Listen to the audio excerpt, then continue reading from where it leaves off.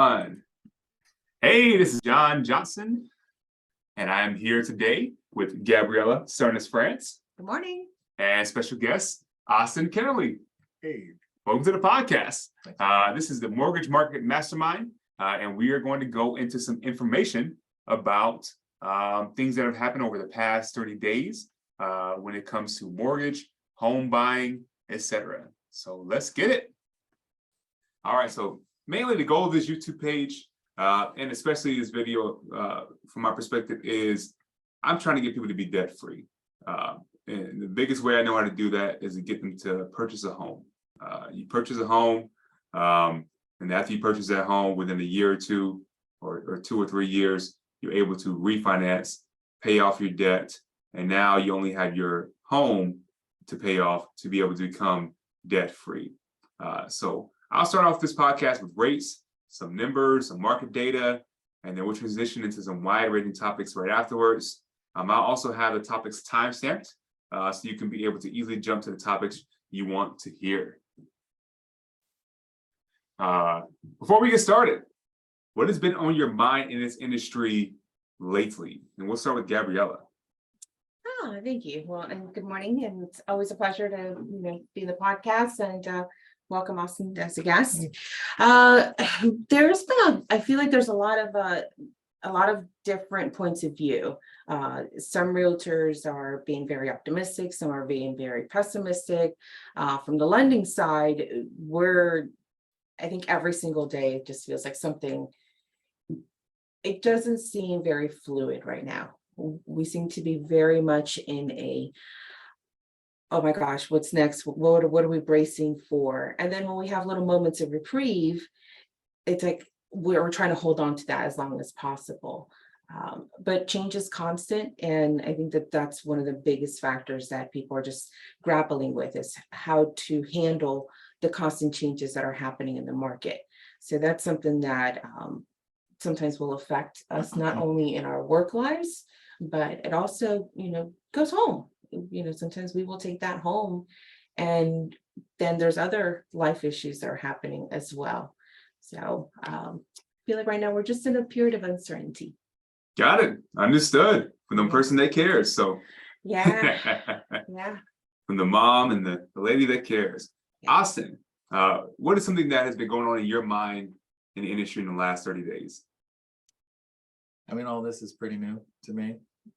So, I mean, this is the foundation. I don't know the better times as well. So this just seems kind of normal, I guess. See, Good. there you go. Good. There you go. So if it's up from here, then great. That's the best thing to be able to say. So Gabriela, she assists with marketing on our team. She does a lot of Facebook, Instagram, you name it. She does it.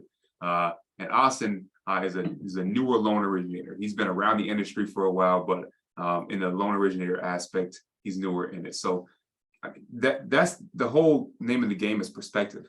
Yeah. So all of the people that have been talking in the industry, the industry heads, the economists, et cetera, have been saying, oh, 2020, 2021, these are going to be the best years you've had almost the entire time in the industry. And for many loan originators, it was their best year. So if you were in the industry for 20 years, congratulations. It was a great, couple of years for you. Right now, it's not a horrible year, but interest rates have doubled since January. There's still not a ton of homes on the market. So from someone who's been in the industry for 10, 15, 20 years, it seemed as if this is a very bad time. But for someone who's just getting into it, it makes sense. This is just, hey, this is just the way it is. This is the way it goes. For me, I'll say what's been on my mind, and this is always on my mind, but sometimes it gets a little bit more fiery, is consumer debt. I'm not a fan of it. Business debt, do what you want with business debt, in my opinion. If you own a business and you're trying to get a loan for 6 months, interest only, et cetera, blah, blah, blah, do what you got to do for your business. But consumer debt just really hits me. When you take your average person, maybe making 40, 45K a year, and it's not the credit. You can't say it's credit card companies' faults or these other people's faults. But based off of human nature where it is right now, there's way too much debt out there when it comes to credit cards auto loans, like the average person, $500 a month for just one car. And if you got two cars, yourself and maybe a kid, yourself and a spouse, that could be close to $1,000 a month in that, $500 a month in credit cards, maybe potentially $500 a month in student loans. There's just a lot going on when it comes to debt. So yeah, that's where my head is at. Good. Yeah. Let's get to the next topic. From the dad that cares. The dad that cares? I don't know. The robotic dad. There you go. So here we go. Rates historically. A lot of people know where rates are at now. The news will definitely tell you where they're at right now and try to spin everything in a negative standpoint. But if you actually look at rates over the last 50 years, as you can see, we're not close to the highest right now, and we're still lower than the average, in my opinion. So, I mean, back in the 80s, they were in the high 15, 16, 17 for probably half of the 80s. Many years, it was around 10%. And we've been spoiled over the past couple of years for interest rates where they were, hitting 3%, which, as you can see on this graph, is pretty much the lowest of all times. So congratulations to everyone who was able to get that rate. But overall, though, rates now being around 6% is higher, but is not astronomical, in my opinion. What do you feel about this, Gabriela? I always point out, like, a lot of the stuff like that's what's happened historically when we're looking at rates. We're just dealing with different factors now as far as inventory. Supply and demand always dictates the pricing of goods, in this case, housing. Then we also have to consider, the wages. The wages back in 1980s, could sustain a single family home. And that's, there's no actual real data that completely supports my opinion on that. But I mean, I certainly remember in the 80s, we were talking about 52 cents a gallon of gas. I mean, and that's kind of the truth. It's like the cost of living was less. And then yet we're looking at what interest rates were, and the education part of it. Consumers just trusted what was told to them by their local banks. We weren't dealing with big conglomerate banks at the time either. We were dealing with your local banks, credit unions, banks where people could go in and have conversations with individuals who were giving their financial advice. And now we're in what I feel is just an influx of micro news.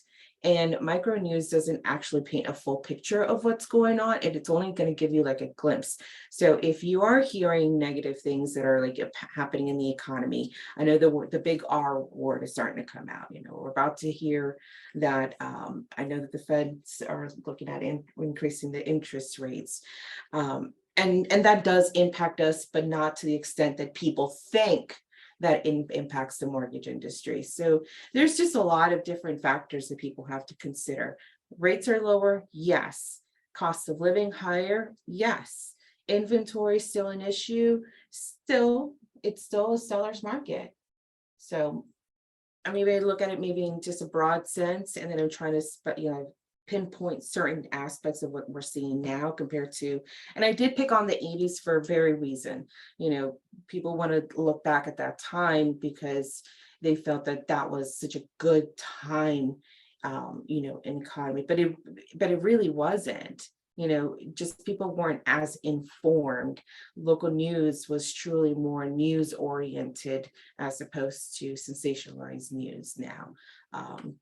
But we don't really want to focus too much on that in the podcast. But these are things that we are currently seeing right now, is that perspective in the news, perspective of what your friends, neighbors, colleagues are telling you.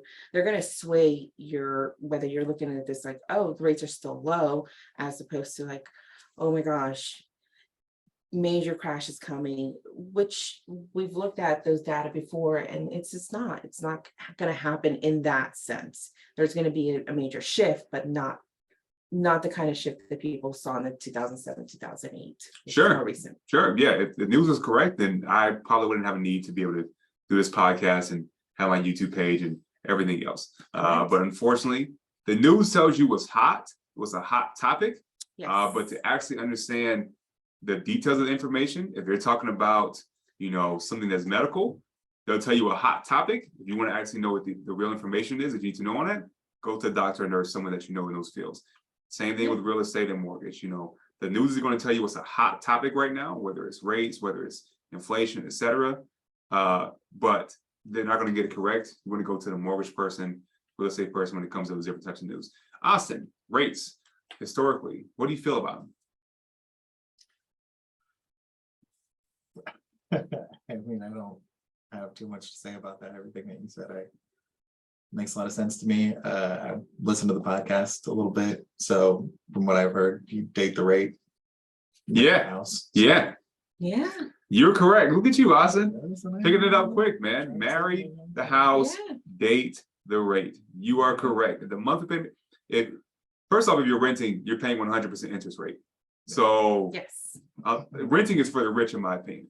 It's either for the rich, or you need to have 4 or 5 roommates if you're trying to rent. If you're renting anywhere by yourself, you're rich, in my opinion. So buying a house, you will have an interest rate, but at least you're going to have a set mortgage payment where the interest rate is not adjusting on you. And then the interest rate may be 6 or 7%, or you can still get 5% as well for many loan products. But that's a lot better than 100%. And if interest rates go down a year or two from now, or if you put down minimum 3 or 5% right now to get a home as a first-time buyer, and then you refinance in a couple of years to get mortgage insurance off, that could save you maybe a couple $100s a month in monthly payments. And then a couple of years after that, you refinance with a cash out refinance to pay off your debt, and that saves you $1,000 a month in overall monthly payments. So the household monthly payment is what really matters. I was speaking to a buyer last week where they were saying, "Oh man, the monthly payment for the mortgage, potential mortgage, is like $600 a month more than what I was expecting or what I would have wanted to be." I was like, "Yeah, well, you're also thinking about putting this crazy amount down on this home. If you tailored it down a little bit, instead of 20% and put 15% down, and you put that extra 5% towards paying off this car that's got 10K left, that's another $500-600 a month you're saving right there.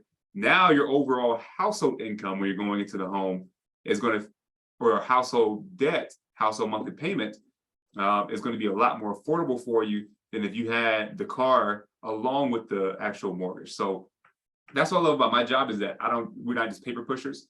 A good mortgage person is going to put the numbers together for you, and be able to let you know, hey, this is what the mortgage looks like, but I also can recommend XYZ with your credit cards to increase your credit score.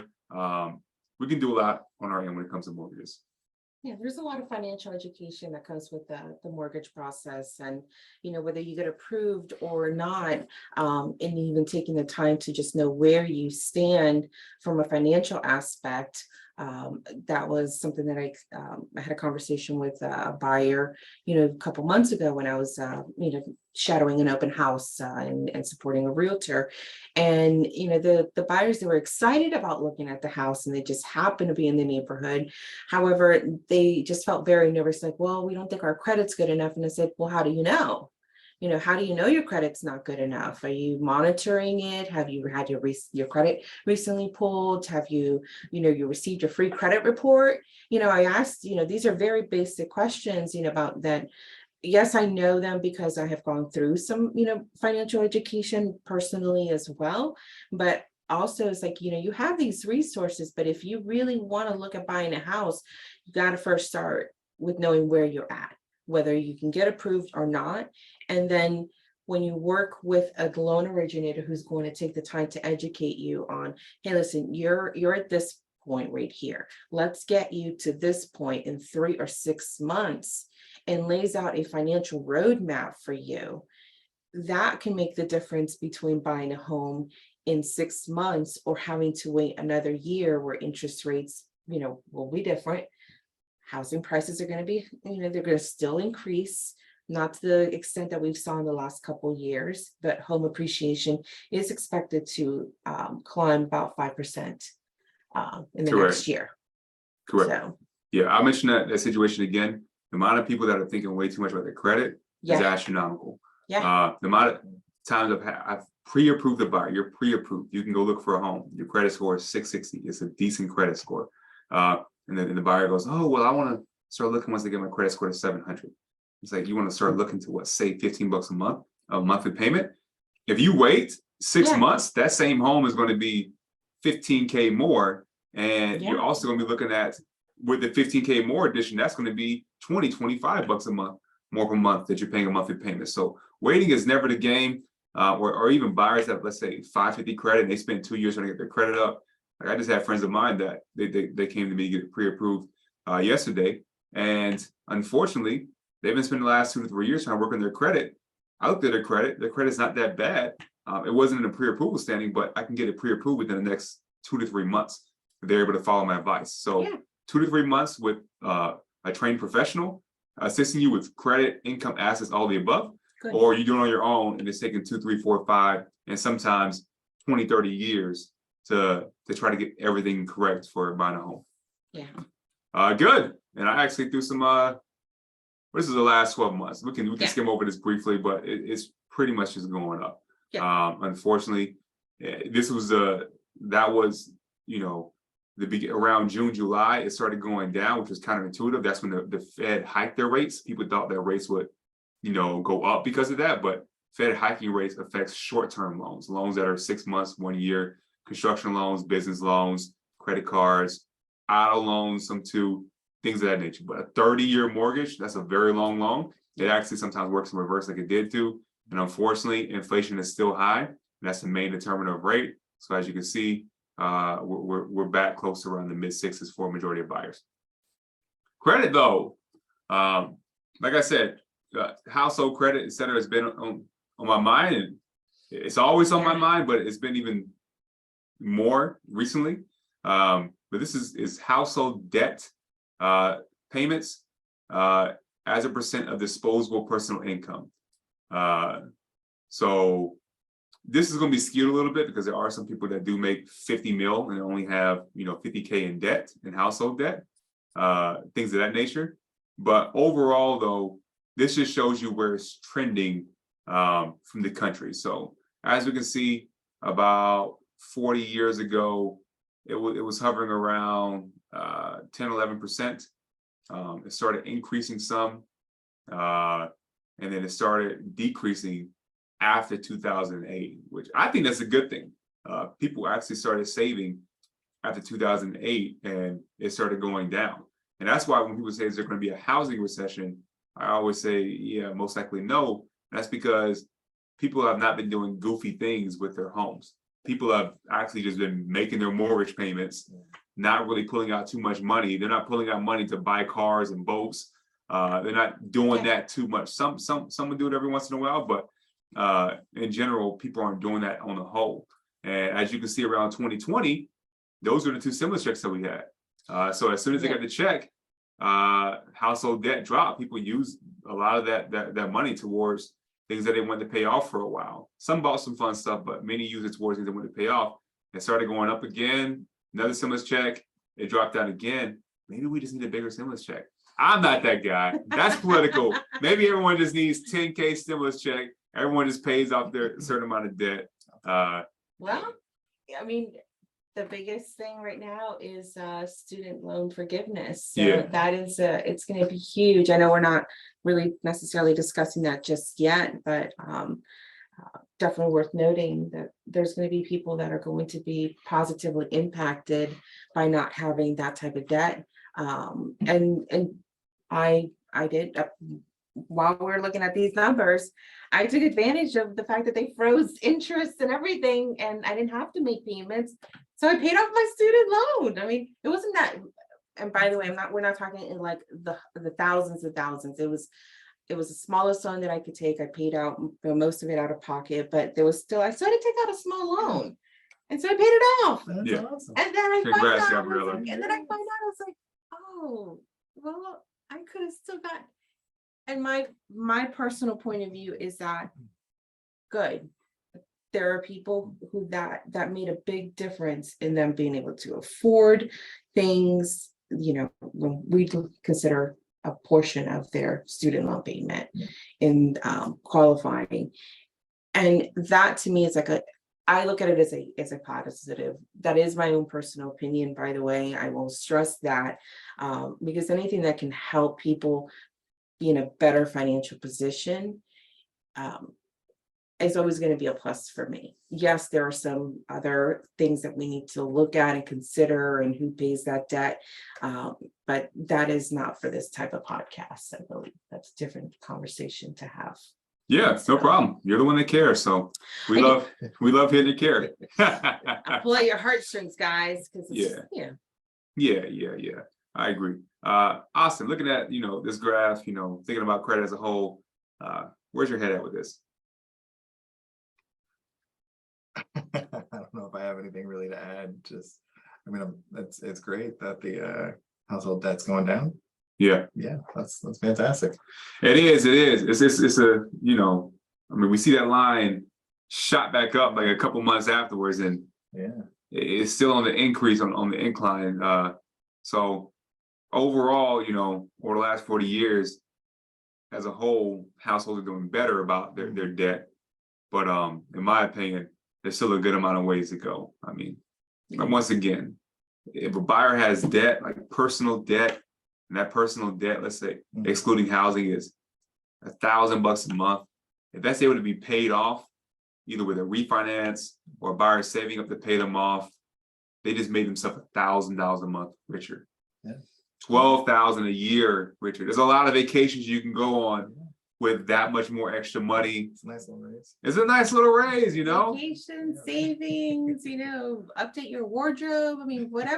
Whatever makes your happy heart happy at this point. I will also point out in this chart that when we're looking at the highest points, as it's nearing the 2010, this is around, when we had the crash, is that I think that really was like that impact moment that consumers had to really reevaluate their spending, and housing was obviously one of the biggest factors.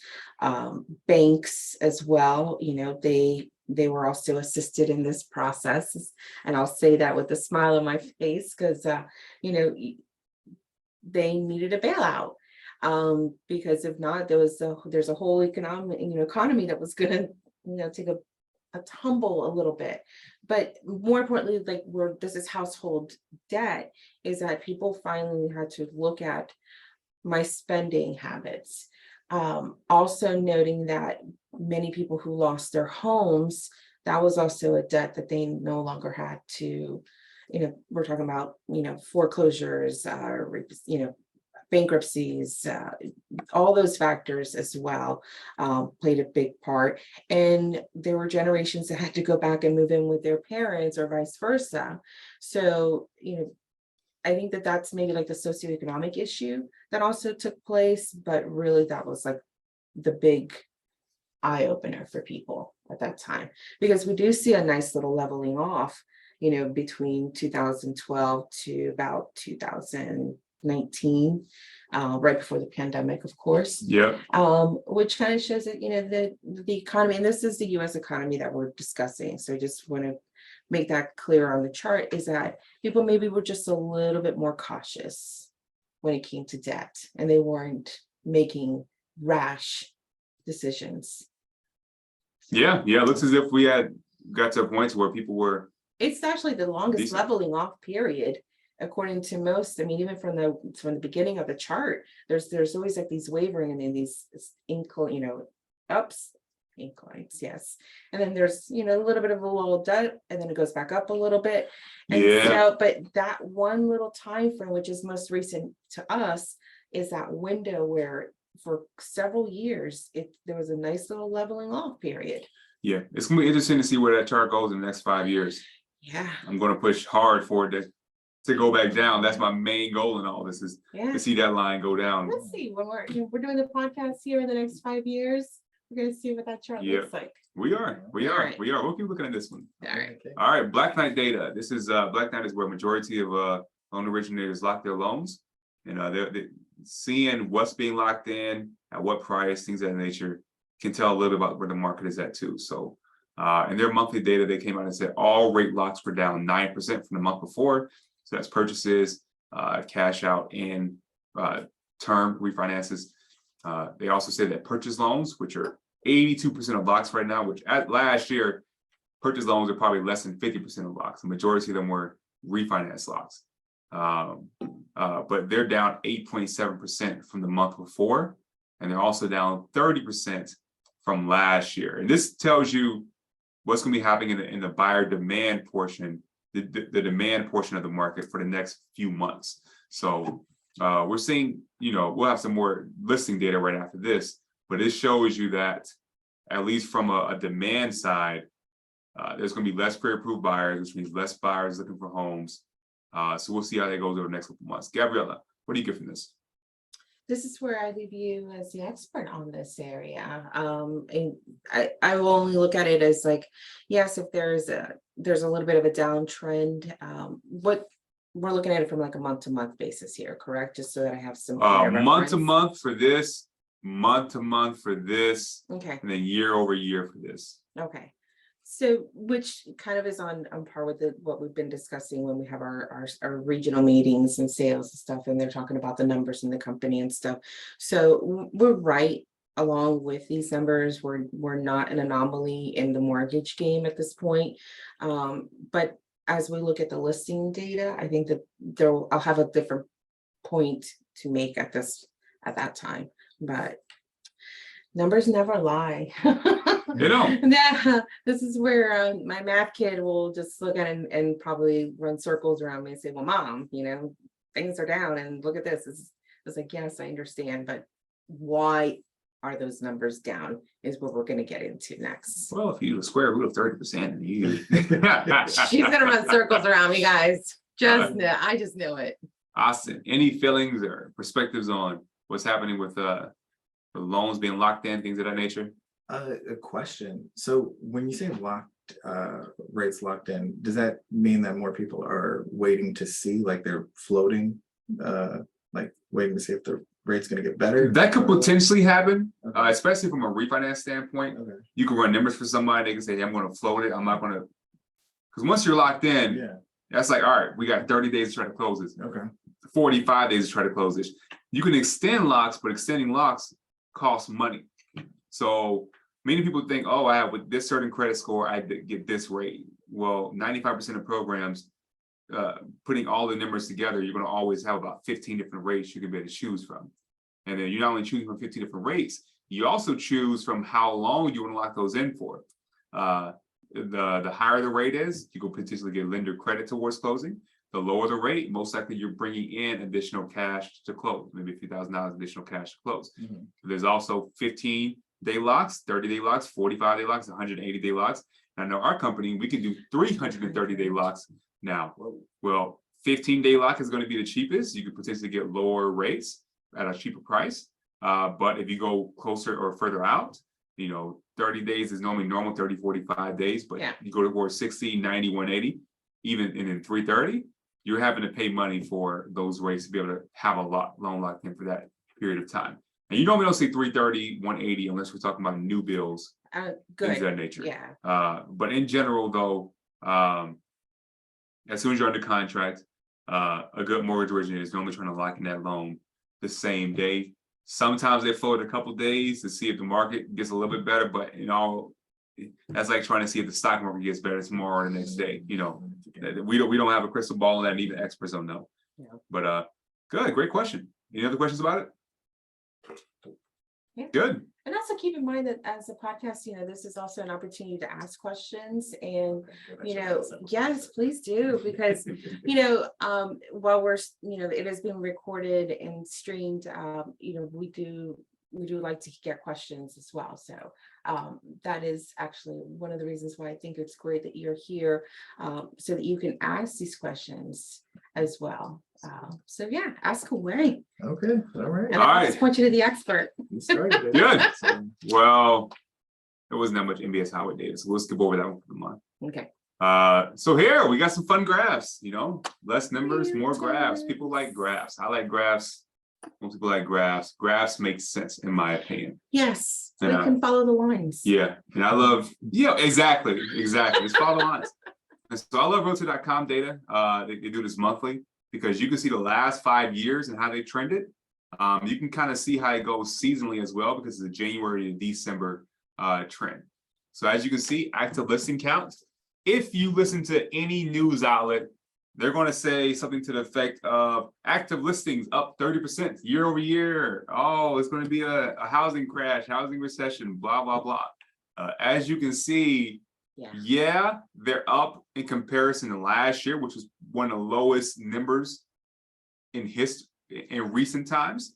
But in our industry, we look at 2019, 2018 to see more normal style of years. And as you can see, 2019, 2018, we have a long way to go before we get to those numbers, almost double the inventory we'll need to be at those numbers. So even if they said inventory has gone up 200%, we would just, in my opinion, I'd be like, oh, good. We're now finally in a normal style of market where we have a normal amount of homes that are on the market. So right now we are still at a huge deficit. Yes, in my opinion, there are more listings coming on the market, but we're still at a huge deficit. The one number that makes the most impact that no news outlet that I ever hear speaks about is the actual days on market. This is telling you, is the market hungry right now, or is the market not hungry? If the market's not hungry and homes are on the market for a lot longer, then that means that you know, the real estate market is not in a good place. But as you can see, even though listings are up 30% from last year, days on market has only gone up 5 days. And by the way, anything less than about 6 months is considered a seller's market, meaning the seller has control. Anything more than 6 months that homes are on the market is considered a buyer's market. Buyers have control. That's when we're in a, hey, the market's not so good, as when you're in a buyer's market. 2008, 2009, 2010 were buyer's markets. But right now, we're at what, 45 days on average, 42 days on average that homes are on the market before they're actually getting purchased. And this upward trend is also normal for this time of the year as well, until it gets to around, you know, the springtime again. I'm not seeing indicators, at least from this right now so far, that we're in this crazy, that we're leaning towards a crazy housing recession that a lot of news outlets are stating. Gabriela, what do you get from this, please? Well, yeah, I love that you pointed out that, you know, we look at it in the mortgage industry, that we're looking at it from like, we have to take out the anomaly years. We have to call them anomalies because they're not normal in the sense of what we've looked at in previous market data. However, when we're looking at the 2018, 2019, the curves are about the same. Yes, there is a huge gap between them, but that is dealing with, like, as far as like the inventory that is currently available at the time. But as far as like the curve of the trend, with the exception of the line that we're looking at, right, I'm going to point it out here, this particular line right here, but most of it is just trending in the same general direction. You make great points about, you know, it's the season, the time of the year, you know, children have gone back to school, so, you know, the consumer, what type of consumers are currently selling, what type of consumers are currently buying, different factors still go into why people buy and sell real estate, but trends wise, which is what there's seasoned realtors who have gone through this before, and they can look back at that data and say, yes, it's on trend. This is the only factors that we're looking at is the inventory. And then I'll leave that part of the chart as it is, because to me, it just looks normal in comparison to 2018. With the exception of obviously the inventory. Now we're looking at days on market. Yes, there is, you know, when I look at the realtor data that that's shared a lot on social media, you know, the days on the market or inventory available, it's still very, very small. There's just not enough inventory that is going to be available more than a month. So you're right, it is still a strong seller's market. And then also seeing realtors making price enhancement, price adjustments, because even the pricing of homes has had to take a reevaluating standpoint, because the homes that are currently selling now, when they go back and do what it's comparative market analysis to get an actual what your home is valued at, so that they can set a price for that home, as well as what the seller wants to get out of that home sold, then this is where, and I'm going to be very cautious when I say this. Sellers want top dollar. There's no denying that. And as they should, because the market does say that they should get top dollar. Realtors are the ones that have the knowledge, the license, and also the ability to say, Mr. Seller, based on current data that we have in the area, your home should be priced X, Y, and Z amount so that it doesn't have to stay on the market 42 days. Homes right now that are in this panics realtors, by the way, when the home doesn't get offers immediately like it did before in the anomaly years where they were getting 30 offers on the first day. Like, I mean, they didn't even have open houses. People were just going in there looking at pictures and they say, yeah, I want to put an offer on that home. So, buyer mindset, seller mindset, and then also the realtor being able to educate their buyer and seller has played a big part on days on the market as well. Any realtor that you work with that has taken the time to understand their market, their area, their farm is another term, will be able to better tell you what the house should be priced at in that neighborhood, and also give you the potential of saying, because of the upgrades that you've made, your house is going to value a little bit more than your neighbor's home who doesn't have these upgrades as well. So, I love discussing like the realtor side of things, only because I do talk to realtors on a regular basis. So I can kind of get a perspective of what they're hearing. But yes, realtors will get nervous if the homes that they're listing don't sell quickly, but there's always factors to consider as to why. But currently the data is just showing that we're still in a seller's market. Sure. And so you are correct. I also want to make one more point on this. mhm. I remember a couple of years ago when we got to 60 days, Yeah. people were saying, oh my gosh, I've never seen 60 days. This is such a buyer's market, buyer's market. Hey, we're still at 45 days. This is even much more of a buyer's market than that. 15-day difference. So yeah, we'll see how it goes. Once again, we did see that one chart a little bit earlier today, or that one Mhm. stat earlier today, that there are less, buyers that are going to contract. There's also Yeah. less pre-approvals that are happening right now too. But in my opinion, we still have a backlog of buyers who have been looking for 6, 12, 18 months. Yeah. So those buyers that have been looking for that point in time that still want to buy, we got to get through that backlog. We still have more pre-approvals that are happening right now. It's not as much as it was a year ago, but there's still plenty of buyer demand, and there's nowhere near the amount of inventory that we need. Because even those inventory counts that were on the left, that were around 2018, 2019, they were still saying that wasn't enough inventory. They were saying that we need more inventory than that. So we'll see how it goes. Austin, what's your head at both of these graphs? I know you're gonna ask, and I don't know. I mean, it's. I didn't know the bit about the buyer's market or the seller's market. Yeah. So Yeah. I'm jotting that down. I'm really just kind of taking notes. Honestly, like a lot It's of stuff good. that you said is really Yeah. brand new. No, so tell us, if we say something, tell us something that you're like, oh, aha, I didn't know that. If you don't even need to add to it, then just let me know. Okay. Just let me know Yeah. what you're seeing that I didn't other know people might not know. Because for example, I didn't know. I may have to make a video on days on market. Yeah. Because if you're telling me that, and you've been in this industry for a little bit, that's something I may need to be able to say, hey, here's a quick little snippet. This is what days on market means. Yeah. This is more important than almost any other statistic that you'll read about real estate. Yeah. So yeah, that's a good thing. I see a video coming. But yeah, point of view, questions, what your aha moment on this chart? Well, I mean, I didn't know the importance of the days on market part. That I thought was really enlightening. I mean, and then the further details about the 60 days and greater than and so forth. Yeah. Also, I didn't know there was a season for buying a house. Like, or not buying a house, seasons that it slows down. Yeah. And Very seasonal. Yeah. Really? Real estate is very, there's a lot of real estate agents. Yeah. And in my opinion, real estate agents really drive a lot of this. Like if there weren't real estate agents that were calling buyers, putting information out there, making sure they're informed. If it was just sellers doing FISBOs and putting whatever house they want on the market for $1 million or whatever else.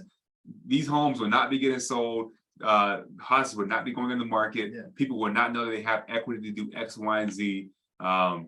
So yeah, and unfortunately, in my opinion, October to December, all real estate, like 90% of them, like they go on vacation during that time. They are not working. They're not making phone calls.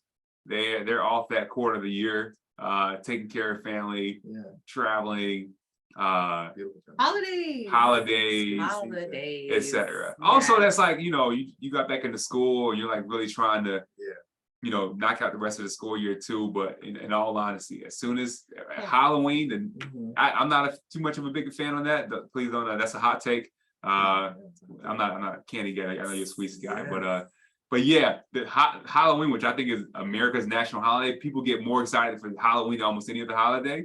But once that hits, it's pretty much downhill for real estate agents making phone calls and doing all the things they need to do to be able to let buyers know their options with buying, selling, things of that nature. I am gonna slightly disagree with you. Just on Halloween? No. Halloween. we're on par about Halloween, by the way. It's fine. The candy pouring. When realtors that are, and I'll seasoned realtors, new realtors, I want you to know that I am your advocate when it comes to this. It is when they're making their phone calls, realtors who, they treat their business as a business, not a job. I will stand here and make it very clear that a realtor who is treating their business like a business is always going to be working. They're always going to make phone calls. They're always going to have their prospects ready to go. They're going to have a follow-up system. However, realtors who treat this as a job, then, reevaluate why you're in the real estate industry. That is my own perspective, because I feel that if you want a job, I have a job, and my income is limited based on the time that I put into my job, and that is it. So realtors who treat their business and making their phone calls, this is the stuff that they're going to get into in the season. This is why when we're talking about season, is because when they're calling, their potential buyer or seller is also in that mind frame. The regular people who are buying and selling homes, like, hey, I got a lot of stuff going on the holidays. So they're hearing all these things. So realtors have a different marketing tactic during this time too. And this is a time when they start making appreciation calls, say, hey, I just want to thank you. The holidays are coming up. I'm thinking about you, so that they can start putting in those marketing tips, just adding a little one. And we do it as well in our own way, is to start actually, this is where you're cultivating relationships during the holidays, so that when they say, hey, call me back at the beginning of the year, because it will go without fail that there will be a spike in real estate business at the beginning of the year. New goals. I'm going to sell my home. I'm going to buy that home. I'm going to fix my credit. Now we're talking about the buyer seller mentality. Okay. But realtors who are persistent and consistent in their business are going to still continue working during the holidays.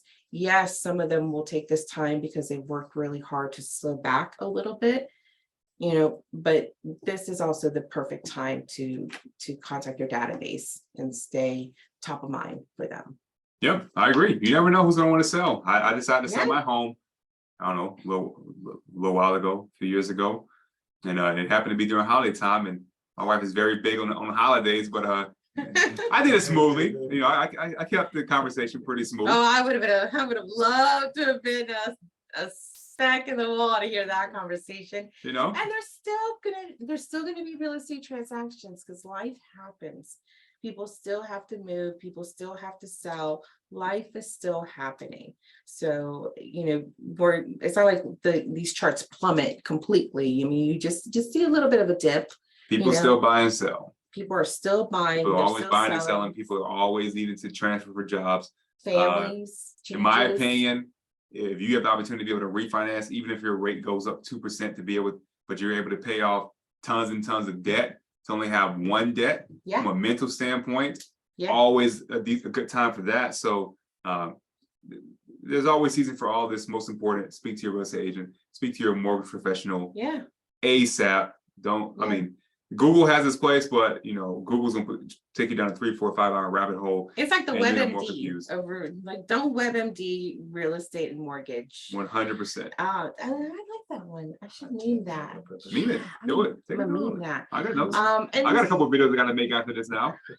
don't WebMD mortgage and real estate. Yeah. If you heard it here first, and if you've heard it somewhere else, I swear I didn't copy it. Me, Queen Gabriela. Yeah, and one more final point on this, because the heart and the care, in my previous career life, I did work in home care stuff going into clients' homes, and the holidays is also when family members, get together, and they're also starting to realize that, grandma, grandpa, mom and dad, this is where families are also looking at changes in life situations as well. So, keep an eye out for your loved ones in this holiday season. And if you need to make a big life decision, such as, real estate, reach out to professionals. There are a lot of good people that will care and help you. Agreed. More. Median list price versus price reduction. So this is the one that you're going to hear the most news about. Yes. Everyone's going to say, oh, it's the first time that, home prices have gone down. Be scared, be scared, be scared, be scared, be scared. Yes, as you can see, they normally start going down a little bit after this July, August session. It's normally a taper off, and then it goes down November to December. This was a little bit more than it has been before. But the biggest thing, in my opinion, when you look at this median list price, look how much we still have year over year equity gains. That's 50K difference from last year to this year that people have gained. I think it's been on average probably still 10 to 15% appreciation from previous year, which if it's going down month over month, 5K, that's not killing anybody. Anybody selling their home right now who's at their home for 3, 4, 5 years, it's still like, yo, I'm on top of the world. I'm getting 100K, 150K, etc. from my home selling. So yes, it's going down a little bit. This is normally that time of the year where it starts inching down. It inched down a little bit more this past month. We'll see how that trends. If the next couple months, this median list price just shoots down past that green line, then that's going to be a situation, a very bad situation. But in general, we're just seeing this shoot down a little bit. I don't think it's going to be a big of an issue. Price reductions, once again, I see, you talk to any real estate agent, I see so many reductions on the market, so many reductions. Yeah. Well, in my opinion, I think we're just in a normal market for price reductions. Yeah. As you can see, yes, we were at hardly no price reductions over the past couple of years. Since COVID season, homes are just flying off the market. Right now, we're sitting right where we should be at. And as you can see, it jumped up, but now it's leveled off over the past month. And then most likely we're going to see it start going back into that same trend that is at 2017, 2018, 2019. Gabriela, what are you getting from this?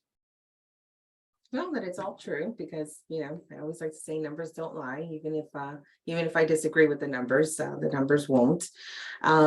When we're looking at the median listing pricing, so this is where I love having different conversations with realtors, and they give me their perspective, because they're getting the Chicken Little perspective, or the it's okay, it'll be fine. I'm looking at it from, we're starting to see a leveling off. It is what we're calling maybe like the new normal, just like what people called after COVID the new normal. Everything since then has a new normal. Forget everything that was in the past as far as like going back to that. Understand what that was, what those numbers were, but that we're just in different circumstances when it comes to the market economy, supply, demand in real estate, new home builds.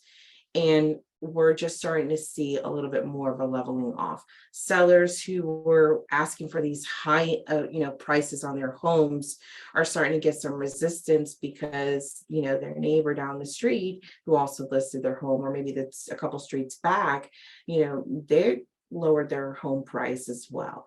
So, all of this is telling me is what we're really seeing right now is that price reductions, it's such a tough word for realtors to have to say. It's just a correction in the pricing of the home of what it really should have maybe been in the beginning. Realtors will look at it in two ways. I stand by my experience and I'm going to price the home correctly, what I believe is going to sell the best, or I'm gonna honor your request, Mr. Seller, and I'm going to price this home, even though against even the realtor's better judgment, but they want to appease that seller so that the seller themselves can see, okay, Mr. and Mrs. Realtor, you are correct. Let's go ahead and make that reduction. And so that's what I'm seeing when it comes to price reduction, is that the realtors are out there having these really difficult conversations with sellers, and they are trying to meet them at that, I don't want to lose this seller because, it's inventory that they're putting in the market. But at the same time, they are also having to put like, hey, if we can't sell this home within 2 weeks or 30 days, let's put a price reduction at that point so that your home has a better standing in the market. Realtors always have to consider when a home is on the market too long, especially in a seller's market, people start to wonder, well, what's wrong with the home? And that's not always necessarily the case. It's just the home's price wasn't what it really needed to be at that time. So that's what I really think that's really what we're looking at. It's just realtors are having these really tough conversations, or these like, hey, trust my experience, not what you're hearing in the media, that I'm going to price your home correctly and you're not going to lose out. You're actually going to win. Yeah. I'll pick it off that a little bit. There's professional real estate realtors, and then there's Joe Schmo realtors. Professional realtors are the ones that are in the market all the time. They're the ones that when they come to listing presentation, they're going to bring facts and data. They're not going to tell you what to put it at, but they're going to say this is where the data is at, this is where the facts are at. Yeah. I would recommend what you pricing your home around this range because of X, Y, and Z. And you have Joe Schmo realtor who may close 1 or 2 deals a year, and the seller comes in and says, yeah, I want my home to be priced here. And they go, all right, cool. And they price it out at that point and they just let it sit. And guess what? Over the past couple of years, if the seller threw out some astronomical number, many of those homes were still able to be sold with Joe Schmo realtor, who just threw a price out there and then let the market build the price up. The professional real estate agent knows that if this is what that random price I was throwing out there was at, if a seller were to price right here where it should be priced at, with demand, it'll end up selling for up here, which is higher than your Joe Schmo realtor, which is higher than your for sale by owner realtor. They understand that demand is what drives the price up, not just some random price. And so you still have some sellers out there who are just throwing homes on the market thinking that they should sell within a couple of days. And they're not understanding that in every market, there's a demand point where if you put your home on the market for that, where that demand is at, demand will drive the price up. Correct. Not your price doesn't drive demand up. The higher price doesn't drive the demand up. The price where it should be at will drive the demand, which ends up driving the price. Yeah. That was way too many words. But I hope I was able to convey what I was trying to say. No, you're right. And that's also adding to the fact that, at the end of the day, when a buyer wants that home, they're going to give you the best possible offer. So realtors, we're here rooting for you because you're out there in the trenches, you're out there in the field, having these tough conversations, and ultimately, when a buyer, or if you're working with buyers, obviously you have to come in with a strong offer. If you're working with sellers, you have to bring your facts. We've been able to see some like amazing realtor presentations just when they actually go and show like, hey, this is my presentation, this is what I do. So when, John, when you're saying that they bring their facts with them, they're going to walk away leaving that potential seller with the most up-to-date data that will give them the best decision-making ability at that point. Then it becomes a personal decision at that point. Agreed. Yeah. Austin, ahas or feedback. Okay, so just question. So the numbers from earlier about how long the homes have been on the market. Yeah. Correct. So some of those homes are on there a little bit longer because the prices have normalized now and or becoming more normal, and they're excuse me, and so because of that, they're just on there a little bit longer in this like transitionary period where it's like, okay, you're not getting the crazy astronomical prices that you were before, so they're just staying there a little longer now. Yeah. I mean, just want to make sure I'm a smart real estate agent is going to say, all right, Mr. Seller, you don't want to take my advice. We will try your advice for 1 week. We'll try yours for 2 weeks. And after that period of time, if it doesn't work, then do you agree that we're going to go to my price? okay. And they either say yes or no. And then they don't, they try it out. If it Yeah. doesn't work, a smart real estate agent would actually fire the seller many times because they may know that this home could potentially sit for much longer than that. Because there's sellers that are out there that, especially like my home that I bought, it was the seller passed away and the kids were selling the home and they didn't have a real need to like sell it quickly. They were just like, oh, we're just trying to sell this property. It was overpriced and it just sat there for a long period of time before they even adjusted the price. It just sat there for like 3-4 months before they even tried to adjust the price or do anything with it. That's how I know they weren't working with, the highest seller's agent, because it just sat there for a long period of time. Okay. And then finally, when they had to start dropping the price, buyers are going to say, okay, this home looks decent, but it's been on the market now for what, 6-7 months now. There's got to be something wrong with it. What's wrong with, what's the issue, etc. While if you're able to make those adjustments quickly to where that's still considered a hot house on all the websites, to where buyers are so interested in it, then it can be able to still sell in a very quick amount of time. So I would say that if it's not priced right, if homes aren't flying off the shelf in 1 or 2 days like it was the past year or two, then that's what's driving that days on the market up from 40 days to now, around 45 days. Okay. The two definitely correlate each other. Okay. Yeah. Thank you. So, yeah, absolutely.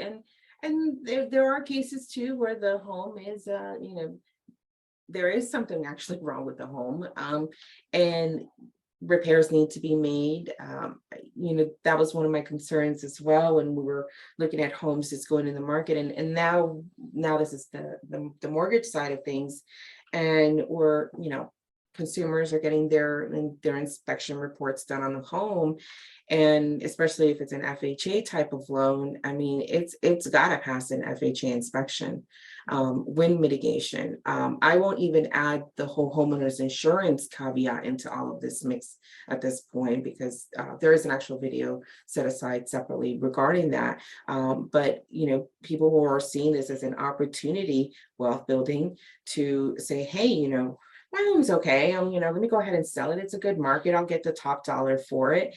And what they were finding is that, their home maybe didn't pass certain inspections. And so they couldn't take certain offers. Okay. So they would only look at, and please correct me if I'm wrong, they would look at conventional offers, where they will even waive appraisal contingencies. I mean, some of the offers that were being made at that time were not, I think I felt it more as like you're just looking for the sale, the immediate sale, the instant purchase of that home. The long term is that this home is going to have some major repairs that are going to come down the line as well. But yes, and those homes, they're out there. I mean, older homes in Florida, we have to literally weather a lot of issues with roofs and humidity, you name it, all the elements that are affected. And so some homes, did need some major repairs as well. So that would cause homes to go on the market a little bit longer as well. So a lot of factors, but we do kind of focus in a little bit on when buyers and sellers work with a really good agent who's going to take the time to educate them, so that if it does sit on the market a little bit longer, that they're working on a plan. Yep, there's all the education that the agent tells them. The buyer's agent tells them, hey, for every offer, Yeah, you need to put in 20K over, or else it's not going to get looked at. Yeah. And that's what the buyer thinks they're supposed to do, and then that's what they do. If the Yeah. agent says no, you can come in right at price, and that's the general consensus, then that's what they do. If agents say, you know what, we're close towards a buyer's market, homes on the market for 4, 5, 6, 7 months, you can be able to lowball a little bit. Then buyers saying, all right, that's what I can be able to do. So it's educating the buyers, but also most importantly, educating these agents who are teaming and partnering up with us to be able to make sure that we're saying the same message that they to the are. buyers and also on the sellers end as well. Yeah. Good. Any other ahas or things about this? Cool. Nice. There we go. I like the perspective that we got going on here. The ahas and the questions. Yeah. Usually it's a lot of, we're just relaying and perspective, on Yeah. slides. And now we're like, ooh, intriguing questions. Well, I hope y'all don't mind me asking questions. I know I'm so Ask away. I love it. Fresh cut Austin, man. Do your thing. Yes. All right. Now getting more into specific data. So that was national data. And one thing to understand by national data is that it is completely different what is happening from region to region. There are certain regions that are in a more buyer's market, certain regions that are in a more seller's market, certain regions where a ton of homes are coming on the market, certain regions where there's actually less inventory on the market. So understanding what region you're in nationally is going to be extremely important. For example, looking at these statistics, as you can see, and there's only a couple of things that we're looking at with this. I'm not looking at every single column. I'm not looking at every column. And we're going to have a couple slides of this, by the way, too. So get used to this. I'm looking at active listing counts. Okay. I'm going to be looking at median list price year over year, and then days on the market. So like first one, third one, fifth one. That's what I'm normally looking at. And as you can see in the first column, the top portion is August, and the one below it was July. So active listings, as you can see, the Northeast, they're not doing too hot. I mean, they're not even getting more listings. They got less listings. And they were already short in the month of 3% more listings, but -2. You put that in comparison in the Midwest too, just whatever, just average 6%, 11% a year the month before. Compare it to the South and the West. So when you hear there's all these new listings coming on the market nationally, if you're somewhere in maybe Kansas or if you're somewhere in the Northeast, it's gonna be completely different than what's going on It's not you. in Florida, California, New Mexico, etc. I mean, the South up 56% year over year when it comes to new listings. The West 70%. If we go into my next column, which is the third one, median listing price, they're still going up year over year. So you saw that one graph. Media outlets are going to say, "Oh, prices are going down," but they're not going to tell you that that's a month over month stat. Year over year, they're still much higher, and they want this number to be around 4 or 5%. By the way, so even still saying year over year, 10%, 11%, 13%, those are still very big numbers that they don't even want to see. So if it decelerates more, that's actually more of a good thing. Economists actually want to be able to see that. And then the last number, days on market.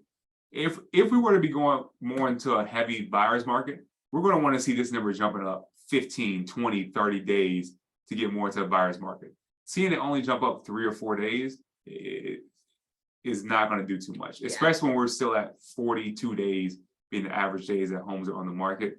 So overall, very dependent upon the region that you're in, what it's going to look like. But when it comes to how fast homes are selling, in every single region, they're still selling very fast. Gabriela, what do you think from this? Oh, the South. Well, that's where we're at. We're in the South, and so a lot of my opinions and perspective will come because of this is the area that I'm going to be the most familiar with.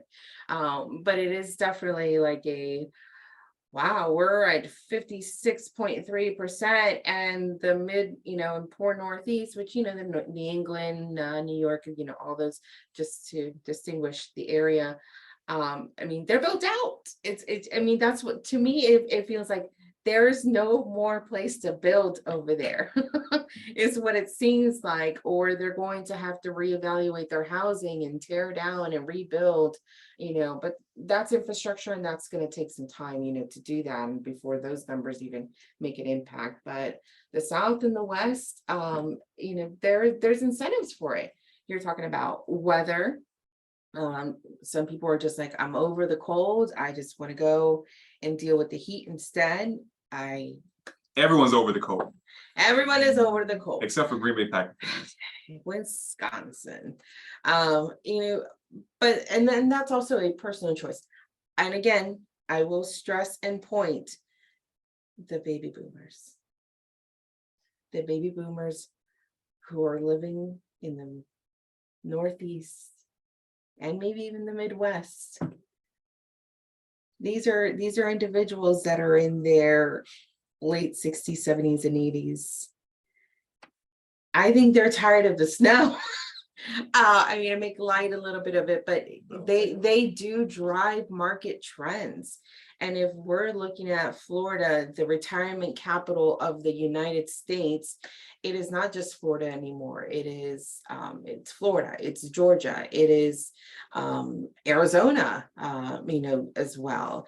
I don't know too much about California as far as like which people would consider that to be the place to go and retire. I don't know enough about that state in that sense, but Florida is pinned as like, this is where the snowbirds come. This is where, vacation where you live, love where everything about Florida, which is part of the South, which we did see a major influx of people moving in from other areas. I think, did you have the graph where it was showing where people were actually coming from and moving into this area? That is not on here. Oh, darn, but that is you're going to add that on. I know you are. Maybe, you never know. Because that explains a lot of what we're talking about. Listing counts is that the demand for people moving into the South and the West area was greater than the people wanting to leave the South and go to North. I know because y'all are out there in the roads with us. July, there isn't much to say. It's pretty much, with the exception of like the median days on the market, that's the only big difference that I'm seeing between July to August. But active listing counts, the numbers are still hot as far as like for the South and the West as well. And the Midwest did take a bit of a dip in August. But those are the only two major columns that I'm really kind of looking at right now. Good. Austin, ahas, feedback. Yeah, I get it. Listen, I like the Northeast too to visit, but I got some winners. Yeah. I'm a sweet summer child, so I'm gonna stick with South. Yeah, it makes sense. It makes sense. People are waking up. I meet 99% of people that I meet that move down here who are adults. I mean, there's kids that are 21, 22 that move down here, and then they miss their family security of not being able to pay rent and groceries, and their mom does their laundry for them, etc. And they'll go back up north because of that security aspect. But when an adult over the age of 30, family, etc., moves down here, 99% of them are like, I should have done this sooner. Yeah, that's nice. 5, 10. Nice. I should have started my family down here. Yeah. And also, I'm going to point it out, Florida doesn't have state income tax as some of the areas in the Northeast as well. So when you're looking at it from a, household budget, people had to make those decisions as well. It's like, I need more money in my pocket. So I'm going to move to areas and states that are going to be more friendly and not, tax. There's no state taxes that they have to pay as well. So lots of different factors. But is that the main factor? Not necessarily. Remote work. People now could actually move and work wherever they wanted. So they were living up in areas where they didn't really like living there. And it's like, well, you can remote work wherever you want. Great. I'm going to go move down to the South. More comfortable weather, whatever, fancies, you preferred. But remote work was a rising trend, for a few years. That is changing. They're looking at hybrid work now. But again, that's another podcast, another time. Yeah, people don't even want to be around their wives for 8 hours a day. So Yeah. being around coworkers for 8 hours a day, who you didn't even choose to be your coworkers, is a That might have driven the real estate market a little bit. People were like, you know what? After so many years, I don't think I want to be with you. hey, Oh, we can all speculate. None of us are economists, by the way. None of us are. or Just psychologists or random people in the sociologists, mortgage industry who, we just have opinions yeah, like everyone else. yep. I just wake up. Good. So this is going to be that same data, but looking at the biggest metros. So we don't spend too much time on this one, but August is going to be at the bottom, July is at the top. This one isn't as smoothly put together, but hey, the stats still work on it. But as you can see, I'm only looking once again at a certain column. So in this one, I'm going to add in the median listing price. And as you can see, Los Angeles is dominating all the metros by far with their median list price. As of August, it was 938,000. New York, 637,000. And then kind of all these other metros just kind of around that 300 to 400K range. But as you can see, once again, the big stat was the average list price went down month over month. There's some counties and there's some areas in the Midwest, et cetera, where that didn't happen. But in these big metros in New York and also in the West, we did see a decrease from year over year. But once again, look at this, 950K to 938K. That's not a ton, 12K in Los Angeles, when that person probably gained, 150K in equity over the past year and a half. Same with New York. New York's actually a lot though. That's one to actually look at. New York's down 60K year over year. That is a ton, in my opinion, for a 1 month statistic. I mean, you times that over, if that were to happen 5 months in a row, that's going to be in 300K that person's lost. I doubt that it'll be that drastic. It's New York, but you never know. We'll see. Dallas only went down about 14. Actually, Dallas went down about, 14K. Atlanta average went down about 10K. Chicago went down about 9K. So nothing that's astronomical. And once again, year over year, still up way above where it was the year before.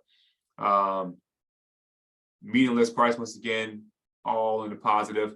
So even though it went down year over year, the actual price, or went down month over month, year over year, they've gone up, the median list price. Active listing count, as you can see, is a difference. Chicago actually went down in active list count. They went down 8% versus last year. So if you look at the big headline, they'll say, oh, average listing average number of homes that are being listed went up over nationally, but Chicago went down 8%. Atlanta went up 45%. Dallas, 81%. New York, only 4%. Gabriela's whole, there's not space to build or do anything in there. Yeah. In Los Angeles, 36%. So it really depends on where you're at, whether there's going to be more listings or less listings are around the same. Some places are really outpacing by a lot. That's skewing the numbers for some of these other places. And New York has, probably the biggest population out of any metro in the entire US, and they're only at 4%. And then lastly, looking at days on the market, it's going to differ from everywhere. Everywhere is about 30 days on the market. So still very, very heavy buyer's market. I'm looking at the July data. What am I doing? August data is still about the same though too. It went down 11% for Chicago for active listing count. And, it actually went down 9% in New York for August. Yeah. active listings. So it went down active listings in New York and in Chicago. But in all these newer metros that everybody's really caring about, the listings are actually going up. But when it comes to days on market, all around 30 days, New York around 54 days. New York always has more days on market. But that's crazy to me. Los Angeles, 938,000 median list price, average days, 37 days on the market. Like higher price points are supposed to be much more heavier. You know, for example, we're in the Tampa Bay area, a home that's being priced at $1 million is supposed to have a much longer time on the market than a home being priced at 500K versus being priced at 250K. So seeing that in Los Angeles, homes are still flying off the shelf at 37 days only being on the market on average. Hey, real estate's still decent in my opinion. Gabriela, what are you getting from these numbers? Well, it's just gonna New York, California.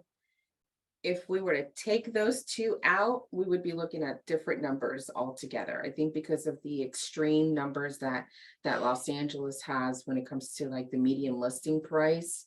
And even still a median listing price for Los Angeles, and then you compare it to like the metro market of Miami, we might be looking at something a little more closer to that. I think they're like somewhere between like 700,000 to 800,000 in certain parts of like Miami. But I should have done Miami in this. Miami's on the next slide, but I'll start throwing Miami on this slide too. Yeah, but when we were looking at the numbers before about like the Northeast and then also the South and stuff, it's pretty much falling within the same line as well. Yeah. That, I'm just always going to distinguish, California, because it is its own like economy in a way. And New York is its own economy as well, because these are points of, you're talking about Los Angeles is known for like the entertainment capital and state of, although Georgia is competing and coming up behind. So I'm giving a shout out for that. But Los Angeles. Not Georgia, Atlanta. Oh, sorry. Let me. Georgia is not. Atlanta. I love Georgia, but Atlanta. Georgia is not. Atlanta. There is nothing in Georgia besides Atlanta. Atlanta and the mountains, which and I do enjoy. So taking those out, and we're looking at. I'm looking at areas like Dallas. I'm looking at Texas. I'm looking at Atlanta. Looking at even in Chicago as well. Comparing it to like the Florida market, we're kind of on par with Atlanta a little bit when it comes to like the housing pricing. So really kind of like between Chicago and Atlanta, some of the home pricing that we have here in our area is where it's some of the numbers that we're seeing. And this is like a traditional 3-2 home, 1,800 square feet. Especially depending on the area as well in our local market. But I saw a real estate show the other day. Atlanta, right outside of it, has some massive properties for still not that much money. I mean, $1 million home right now in St. Petersburg. And it's you're getting a maybe 3-2 old home, it's probably less than 2,000 square feet, probably like 1,700. It's not that much. Wow, 1.5 mil right outside of Atlanta. I mean, you're getting like mansions. I mean, you're getting some beautiful things. So yeah, you want a big house? Florida go to the Midwest. If you want a big house, go to the Midwest. I should throw a Midwest. I should throw like a random Kansas in here or somewhere. You're a Midwest guy, right? Midwest roots. Florida. Roots. Parents are from Ohio. That's what I'm saying. Midwest roots. We should throw Ohio in here just for you, just to be able to see my grandparents to move down. So if you're watching this clip and this one makes it on there, put some areas that you want John to pull some data in there for you, because I threw in Miami, because I think the Miami market in Florida is vastly different than all the other markets that we have here compared to Orlando and Tampa. So who would I take out though? I'm putting Miami in here. Who doesn't deserve to be in the biggest metros? Chicago. What? Chicago? They're historic, man. Chicago is historic. No, Chicago. You got beef for Chicago?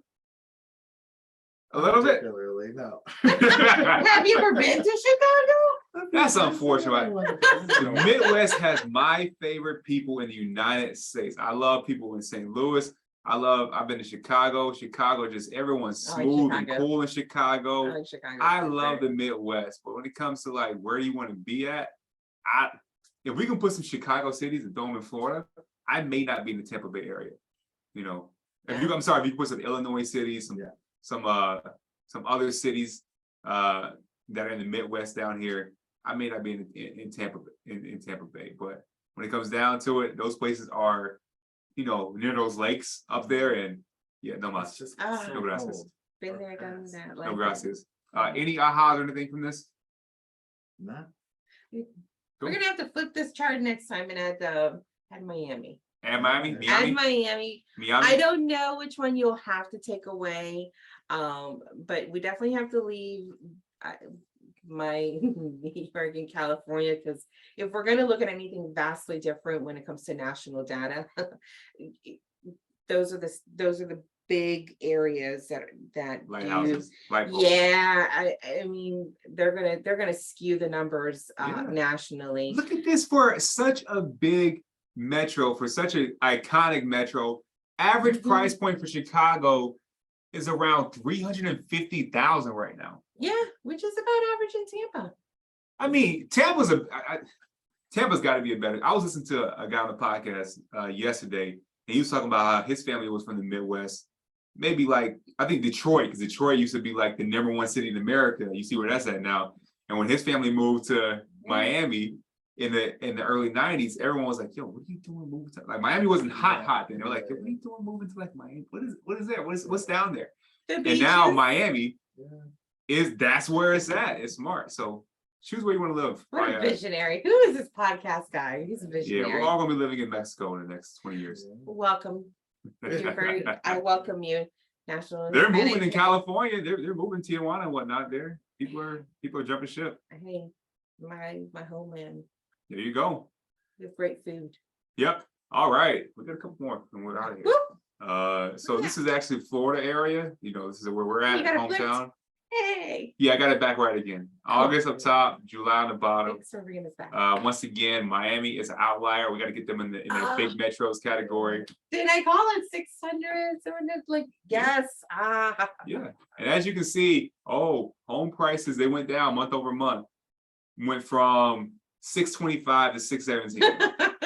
That's 8,000. And in Miami. Orlando, 464, 454. And these are price points where people probably gained 50K, 60K in equity over the past year. Yeah. So it going down 5, 6, 7, 8K is not changing hardly anything. Yeah. And you know, the average was and this was a couple months ago that in our podcast, the average was about 65K in home equity from the previous year that people got. So when you're talking about that 50K, I think some of the areas where the average was 65, maybe added some areas where obviously the pricing was a little bit higher in the home appreciation, but 50K to 60K in home appreciation, and that's a lot. That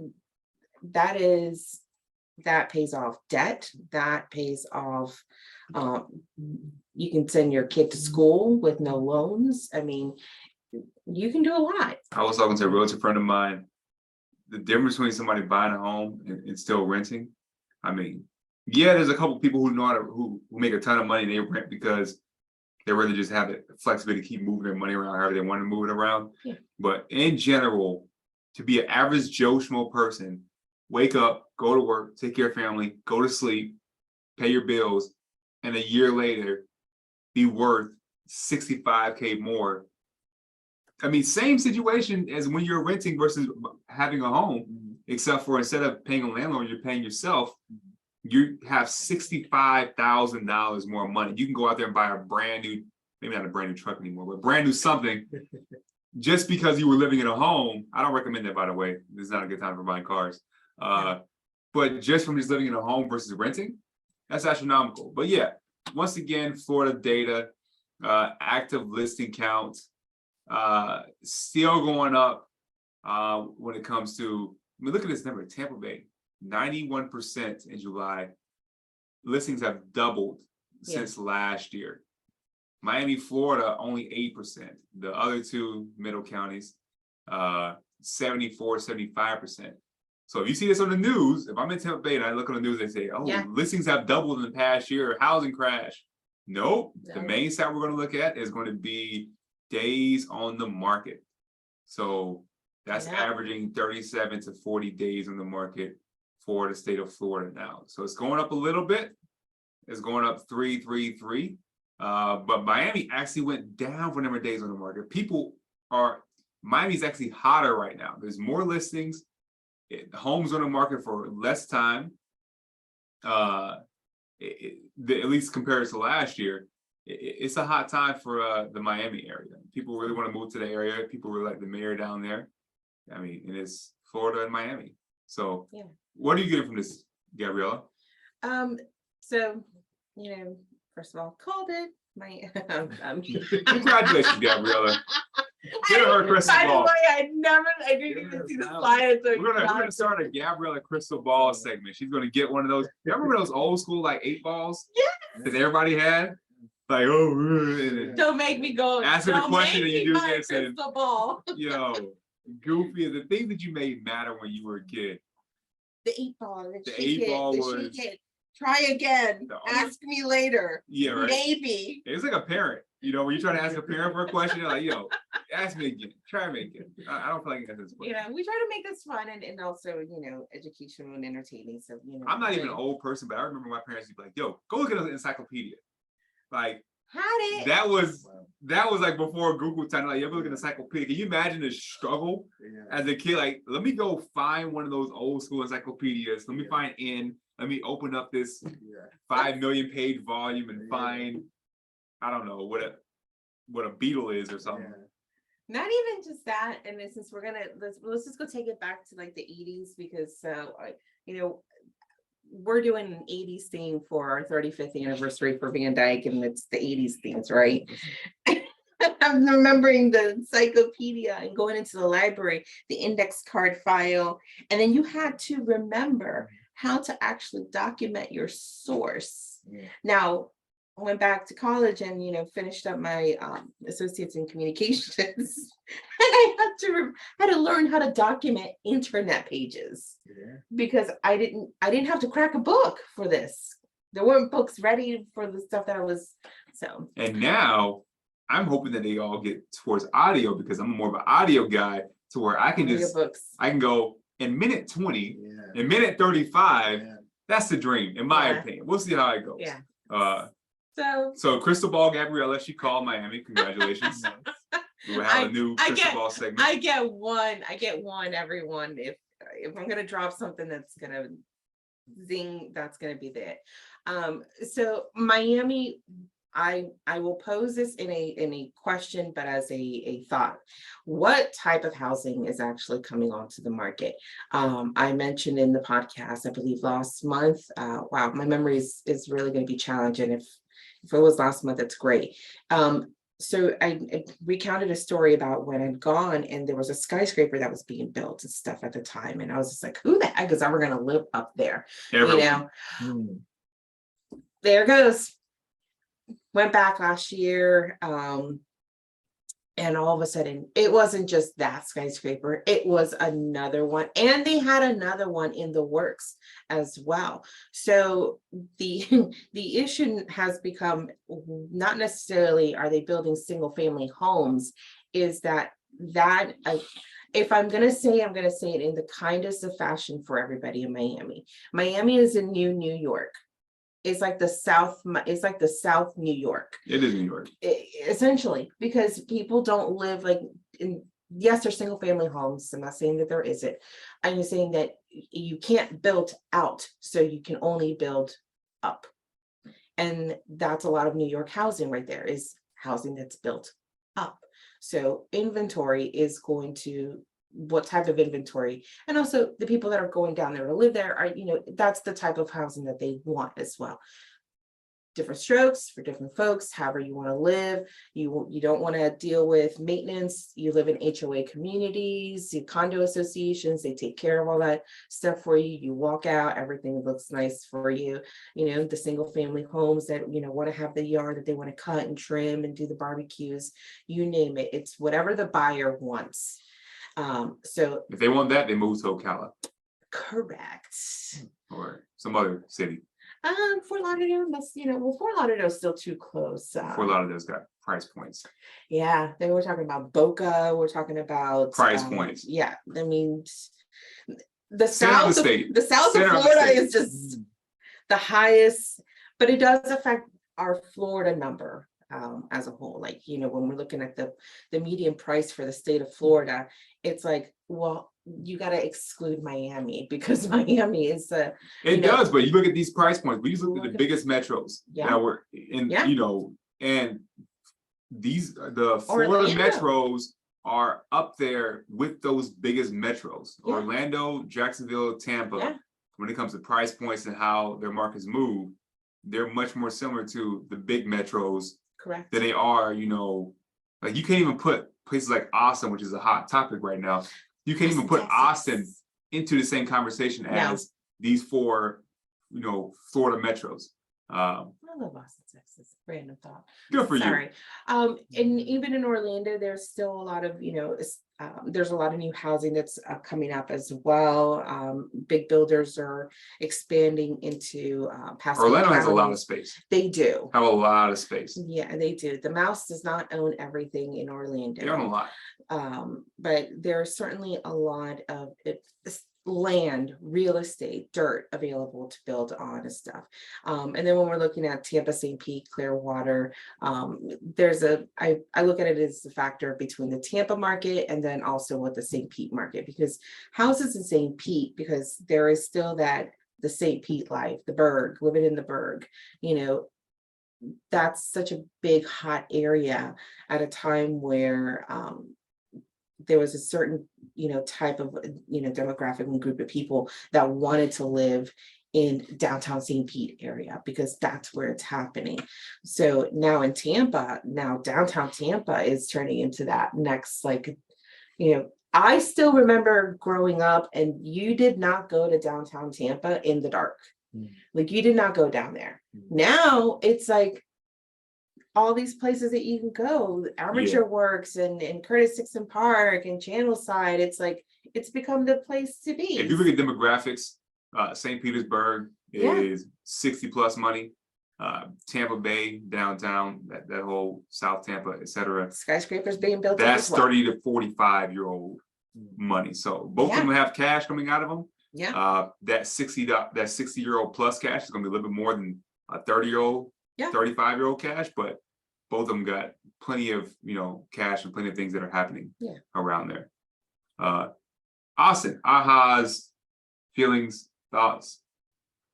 Nothing in particular. Go. Awesome. You got it. Austin's like, yo, I'm fried now. He's like, yo. He's like, who? He's like, I'm not looking at. Is it lunch? What's up? Exactly. Austin, we got a foodie in here right now. Austin is ready for his midday snack, his midday treat. He's like, I made it halfway through the day. I gotta reward myself. Good. Just to keep it really light to close it off. You recognize this flyer? Yeah.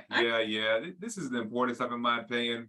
Let's talk about it. Hometown Heroes. If you don't know about it, a very good program came out a few months ago, giving up to $25,000 in assistance for qualified borrowers. And these qualified borrowers, there's a lot of them. I think I may on the next slide even have a list of them, but a lot of them, healthcare workers, military and veterans, and they can still be active in the military. They don't even have to be first-time buyers if they were in the military. They could be second-time buyers and stuff of assistance. Firefighters, policemen, school district employees, like teachers and whatnot. I've even seen massage therapists on there, but up to $25,000 in assistance. Minimum credit score is 640 for the program. Overall, helping a lot of people be able to get into homes if you are in that type of situation. Gabriela, anything you want to say about this? We got to clock me because I don't want to go too far into talking about it. This is probably by far one of the most wonderful programs that the state of Florida has rolled out.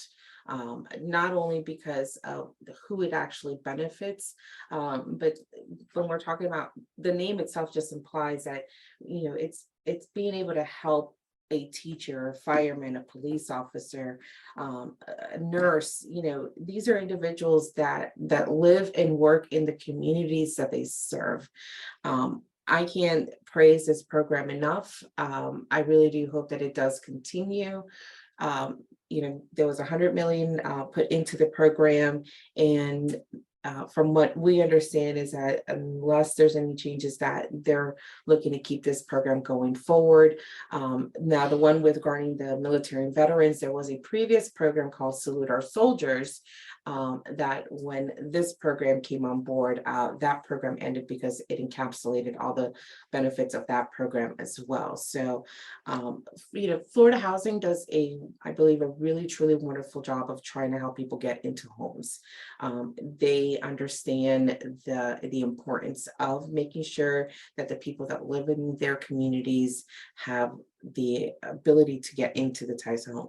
Yes, the other factors that we are talking about, with regards to inventory, pricing, days on market, all those other factors are still things that, people still have to kind of contend with when they're buyers in a seller's market.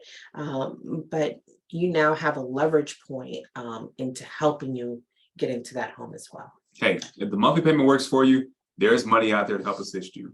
For your average buyer, it may be around 10K. If you're a hometown hero, first responder, you can get up to $25,000. So don't try to figure this out on your own. Don't look it up on your own. Definitely come and speak to us. We can be able to help assist you normally within 24 hours, let you know if you qualify for those programs. Yeah. Austin, any ahas or any feelings on this? I am only just recently familiar with this program, but it is amazing. Like, I'm letting everybody I know that's like, Good. hey, whether you're in the industry or not, if you know somebody in the industry, Everybody knows somebody. we can help them. So Yeah. help them, help us. This team, this office, put us to work. Agreed. Yeah. Agreed. All right. Absolutely. And this is the list of actual occupants. If you reach out to me, I can be able to send you the actual list. I think the list is actually growing. Once again, physical therapist, psychologist is on there, veterinarian is on there. You're a first responder veterinarian, certified radiology assistant, pharmacist, dentist, pharmacy tech. There's just a lot of people that are able to, and of course your firefighters. It says juvenile detention officer. So if you're licensed in any one of these type of first responder fields, then definitely reach out. We can be able to see if you qualify for one of these programs. Final thoughts, Gabriela. I go first. You know what? Before I say my final thoughts, I'm going to pass to Austin first. Austin, final thoughts, please. I don't know. Once again, really love the program. The Hometown Heroes program was awesome, or is awesome. So I hope people act now, because we don't know if it's going to be around forever. Yeah. And yeah, I love the general idea of just using this opportunity to help people get out of debt, build that wealth. Good. Good. So you got it, man. Gabriela. Well, as always, thank you for putting these wonderful charts together.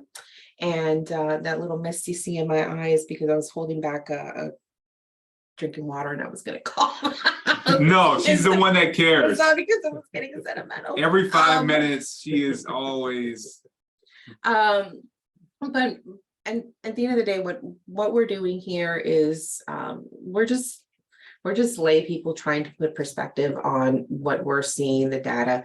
You do an amazing job in getting these charts, and these are truly our first impression, with the exception of John, because of course he sees the data and he's going to break things down in a different way. I love being able to share my perspective on it. I always come from sincerity and honesty and transparency about how I feel and my perspective on everything that we're seeing. What we're going into now in this season for the remainder of 2022 is that, hang in there, changes are coming. Every day you're going to hear something in the news that is going to startle, rattle, shake your confidence. But at the end of the day, when you are a person who is set on your goal is to have home ownership, when your goal is to have financial freedom, when your goal is to do something better for yourself or your family, there is no obstacle that is currently happening right now that is going to stop you from getting to that point. So stay committed, set goals, talk to professionals, don't WebMD mortgage real estate. There she goes. She got it. She's That's gonna fine. meme it. That's gonna be the new one, because there you will go down the wormhole of information that will just that could derail what your goals are. Also for for young individuals who are seeing this podcast, just know that you are that next generation that's going to be pushing the economy and the markets. The baby boomers have been doing this for quite some time, and they're also coming into a season as well, because I believe that some of the changes that we were seeing in the markets from the Northeast to the South are driven by that as well. I know Mama Johnson's going to appreciate that comment as well. She will. She will. Yeah, You two can cry together. we are not going In the to. future. We are going to sit here and we're just going to lay it down. It comes at least five tears. 5-tear like moments. Oh, The last time around, yeah. almost had to go for a And walk. at the end of the day, if you found anything that we have said to be thought-provoking, enough for you to pick up the phone call, John's going to share his contact information, and we are here to serve. Yeah, I'll put Austin's in the chat as well. I'll put mine in the description as well too. Gabriela, if you want to reach out for any marketing, etc., I can put some information for her too down there. Overall, though, getting out of debt with home ownership is the name of the game. That's the game I'm pushing and promoting. So overall, thank you for listening, everyone. And I hope that you all have a great rest of your day. See ya. Bye.